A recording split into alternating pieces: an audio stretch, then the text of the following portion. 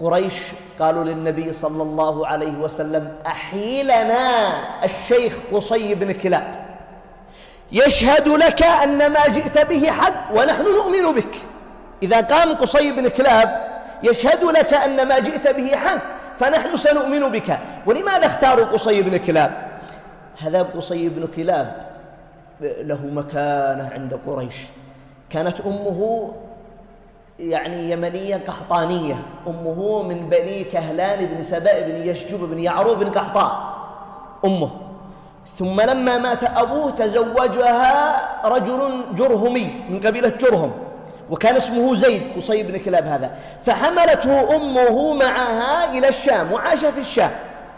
فلما وضعته وأصبح شابا وكان اسمه زيد فسماه أهله قصي لأنه ابتعد عنهم وذهب مكانا قصيا. فلما بلغ ما يبلغ الفتى يوم من الأيام يقول له رجل جرهمي: أنت لست منا نسبا. فتألم قصي هذا وعاد إلى أمه وقال: إنهم يحقرون نسبي، أفي نسبي خسيسة توضع النسب؟ قالت: ليس فيه خسيسة، بل نسبك أفضل. وهذا يا إخواني كله من عادة العرب الجاهلية. ولذلك قال النبي صلى الله عليه وسلم في الحديث الصحيح بلا مثلوية: 4 في أمتي من أمور الجاهلية لا يدعونهن. هذه ال4 من الجاهلية لا يتركونهن. ما هي ال4 يا رسول الله؟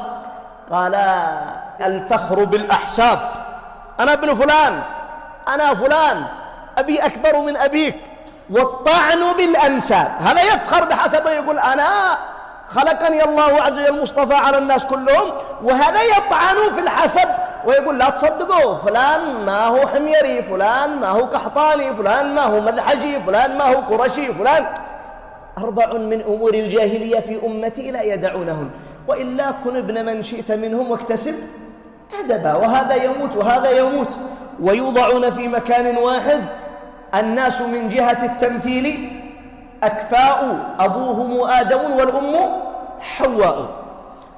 فعاد إلى قوم هذا قصي بن كلاب، ولما عاد إلى قومه زوجه سيد خزاعة ابنته، وكان مسن كبير. ولما علم أنه يموت أوصى أن يكون مفتاح الكعبة، لأن خزاعة هي التي كانت مسيطرة على الكعبة.